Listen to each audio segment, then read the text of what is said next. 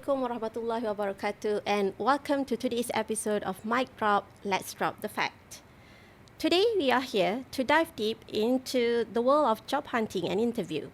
We are tackling a crucial topic, the top 5 reasons why you might fail an interview, and more importantly, how to avoid them. Did you know that over 50% of job seekers don't research the company before an interview? Or that poor body language alone can cost you the job? Today we have an expert panel to break down the real-life interview failures and help you succeed. Joining us today, we have career expert and educator specializing in job hunting skills. Let's welcome Dr. Radhika, Dr. of Subramaniam, the principal lecturer from General Studies Department, Politeknik, Sultan, Idris, Shah. Let's get to know our panel today. Dr. Radhika Subramaniam is a dedicated senior lecturer at General Department Studies in Politeknik Sultan Idris Shah, holding a PhD in Corpus Linguistic from the esteemed University Malaya, Kuala Lumpur. Dr. Radhika brings over 2 decades of valuable experience to her role. Throughout her impressive 22-year career, she has expertly delivered communicative English courses to a diverse range of engineering and non-engineering students. Furthermore, Dr. Radhika has made significant contributions to educational advancement through her active involvement in curriculum development for both diploma and degree programs. So, Doctor, thank you for joining us today. Thank you very much, dear moderator. That was just a great introduction indeed. Thank you for having me. So later in the episode, we will also hear from a real-life recruiter who will share the experiences of handling interviewees and what makes candidates fail. Before we dive into top 5 reasons, let's start with some tough questions for our experts. So my first question, Doctor, in your opinion, are overqualified candidates at a disadvantage? Right. Well, indeed, that is a very tough question. Okay, yes, I believe sometimes, hence paying attention to every single detail of the job advertisement is important before you're applying for a job, because that costs you a lot of time. Right, you wouldn't want to waste a lot of time attending a job interview or applying for a job in which you are not qualified for.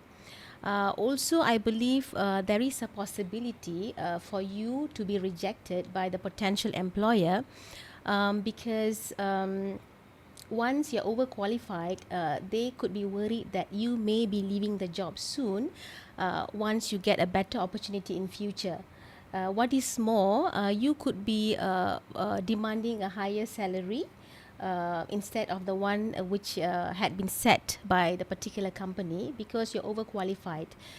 So I believe that yes, that happens sometimes. If you're overqualified, that might jeopardize the opportunity for you to win the interview. Mm-hmm.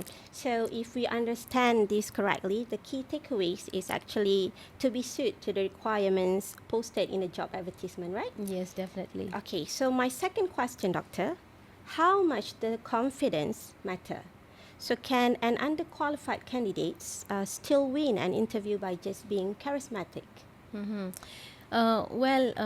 Yes, definitely, because I believe that both qualifications and what you call personality or confidence are important, in order for you to ace an interview session. In cases where we see, let's say we compare, we have 2 candidates. We have candidate A and candidate B. So candidate A is very confident, and if you look at candidate B is not that confident, however, more qualified than candidate A. So in this circumstance, I think candidate A may be able to ace the interview session better than candidate B. You know why? Because an underqualified candidate can always be trained by the potential employer by sending them for future courses, training courses or workshops for further development.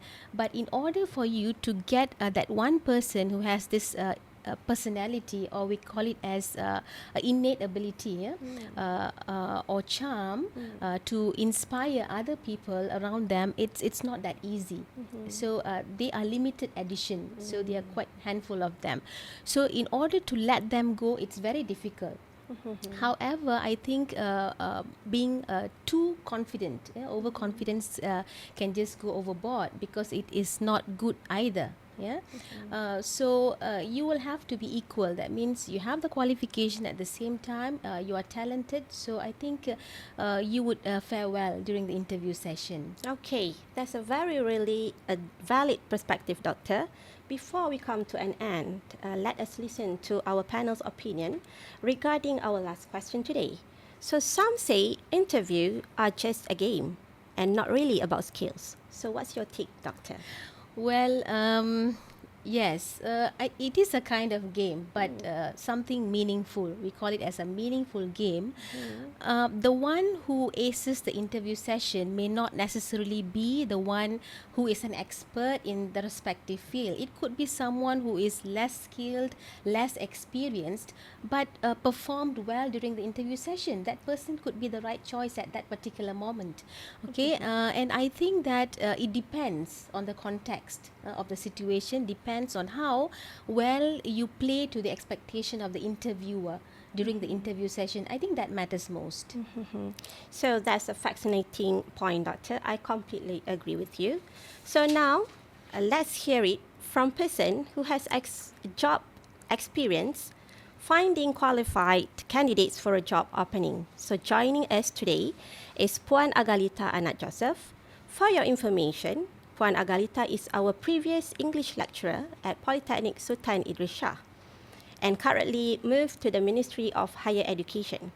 So, Madam Agalita, what's the worst interview experience you have ever had? Thank you for having me. I have definitely seen my fair share of, let's call them, memorable interviews. But one that really stands out was with a candidate who came in completely unprepared. No resume, no knowledge of the company, and get this, they actually asked me, so what exactly does this company do? And it didn't end there. Throughout the interview, they were checking their phone constantly. And when I asked about their past experiences, they could only give me vague one-word answers. Honestly, it felt like they were not even interested in the role. Needless to say, the interview didn't last long. My next question, what are the biggest red flags that make you reject a candidate immediately? Good question. There are a few major red flags that make me think twice, or in some cases, not even twice. The first one is lack of preparation. If you don't know what the company does or haven't even read the job description, that is an instant deal breaker for me. The second one is poor communication. If you are struggling to articulate your experience, there is a big concern. And the third one is no enthusiasm. If you are not excited about the job, why should we be excited to hire you? And last is dishonesty. If your resume says you have 5 years of experience, but you can't answer basic questions, that is a huge red flag. And finally, I'm curious to know, what's the biggest mistake candidates make during the interview session? Oh, this one is easy. Too much focus on themselves and not enough on how they can add value to the company. I can't tell you how many times I have heard answers like, I need a job, or it is close to my house, when I ask why you want this position. It is totally fine to have personal reasons, but candidates should also focus on how their skills and experiences can contribute to the company's success. Now that we have heard from recruiters, let's break it down with our expert panel again. So, Doctor, to wrap things up, what would be the practical tips that you can suggest to avoid interview failure? Right. Indeed, that's a very good question, yeah, dear moderator. So I think there are several tips that I could give here. First of all, you need to be mentally prepared. Mental preparation is the most important thing. So how do you mentally prepare yourself? Okay, so you can prepare some interview questions, yeah, commonly asked interview questions, because you have various online resources available out there. You can check out on YouTube, you can check out on podcasts, or even ChatGPT, right? So you can just key in some questions and you've got some answers, and you can practice and study those questions, yeah. And at the same time, in order for you to prepare physically, I think your you have to dress up appropriately, so that boosts your confidence level during the interview session. That could also enhance your personality. And other than that, the documents are very important for you to prepare. For example, your CV, please do not forget to bring along your CV, yeah, during the interview session. And also your certificates. You don't have to bring all the certificates. What you have to do is you just bring some important certificates for you to highlight, yeah, during the interview session. And at the same time, this is the most important thing, yeah. Please research about the company before you attend the interview session. It's very important. Do not go for any interview session without knowing the background of the company, yeah. Please remember that. And also you will have to study the job requirements, the job responsibilities, because you would never know what are the questions that the interviewers might ask you. Okay, so thank you so much, Doctor. So basically, we have covered a lot today. And if there is one thing to take away, it is interviews are not just about answering questions, but about telling your stories, showing confidence, and proving why you are the best fit.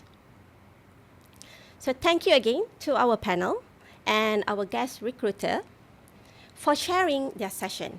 Okay, if you have learned something valuable today, share this episode with the friends who job hunting. Until next time, stay prepared, stay confident, and go ace that interview. Until next podcast, mic drop, let's drop the facts.